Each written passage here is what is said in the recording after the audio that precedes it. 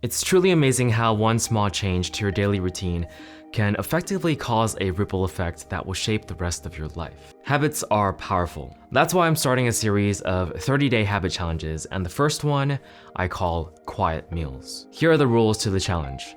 While you're eating, you are not allowed to do anything other than eat. This means no watching movies or YouTube, no listening to podcasts, no reading, and no working. This rule also extends to whenever you make food. An exception is when you're eating with other people, in which case you can talk to them while you're eating. Very simple rules overall. The reason I decided to try this challenge was because last month I finished rereading Mistborn: The Final Empire. Reading was often what I did while eating, but after I finished the book, the next meal I had was just eating.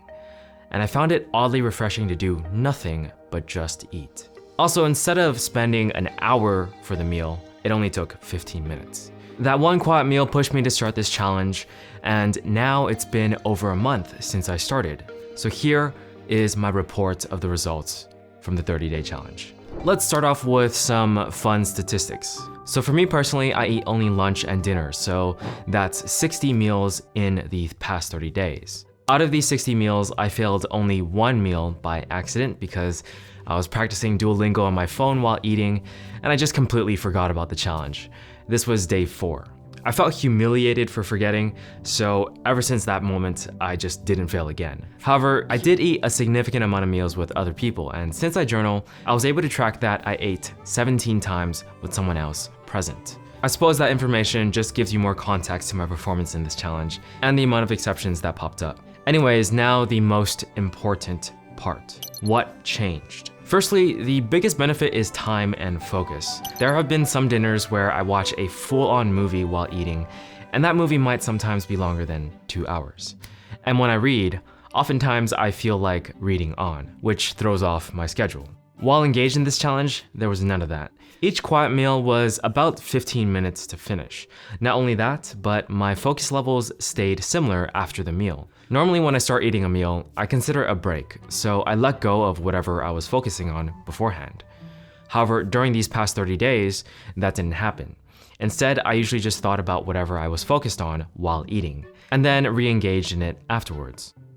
Oftentimes, that would be piano practice for me, so for instance, I would practice piano, then eat, and then go back to practicing. Where before, I'd move on to doing some project work because of time reasons. So it's almost as if you didn't lose any focus or time for your schedule. Primarily because of these differences, I am actually going to keep doing this challenge during weekdays. Although at this point, it's not really a challenge anymore, it's pretty much a habit.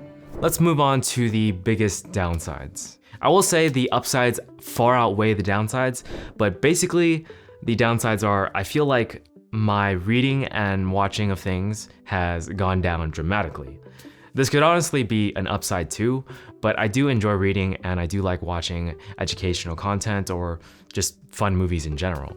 I still do watch things randomly during the day, but it's a pretty stark difference while I did these activities while eating versus while not eating. I would spend way more time during the eating parts. In terms of other downsides, I can't really think of anything else.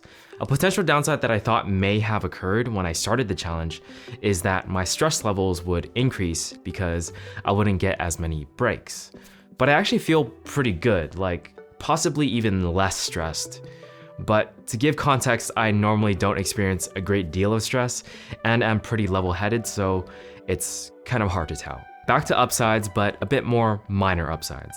At first, when I was acclimating to the challenge, I would notice the taste of food a bit more. I would also recognize that I was full faster, so I actually feel healthier. I didn't overeat. Normally, I feel like my belly is like annoyingly big after meals, but I noticed that when I started this challenge, I haven't been experiencing that feeling. And those were just like a couple random minor benefits. As for those of you who actually want to try this challenge, I have a few tips. Firstly, I think that sitting at a different spot from where I usually did while eating meals definitely helped. I naturally did this after week 1 for some reason. It wasn't planned, but it felt good to be in a new spot, knowing that this is a spot where I have quiet meals. Secondly, just keep your devices away from you. The more you go on with the challenge, the easier it becomes to remember not to accidentally eat while looking at your phone. However, I will say that the challenge doesn't necessarily get easier in general over time. Oddly, the challenge for me actually got slightly harder near the end of it, primarily during nights where I felt very tired during dinner. That's when that natural feeling of wanting to consume entertainment while eating became the strongest. But thanks to the challenge, I didn't do it. And somehow, it felt like I got less tired during the meal. A pretty weird effect. Finally, it's probably easiest to start this challenge right after finishing something big. Like maybe you just finished a series of movies, a TV show, or a book. Use the finishing momentum to keep your head clear. Overall, I'm glad that I started this challenge because, no exaggeration, I do think that this habit will have a very strong and positive ripple effect for the rest of my life. Primarily because it's saving me time and keeping me focused. I also feel like it's a habit people take for granted. It's basically extremely normal to eat while doing some other thing. But after doing this challenge, I feel like it can make a huge difference for you. Anyways, best of luck if you're going to try this challenge, and I hope to see you guys in the next one.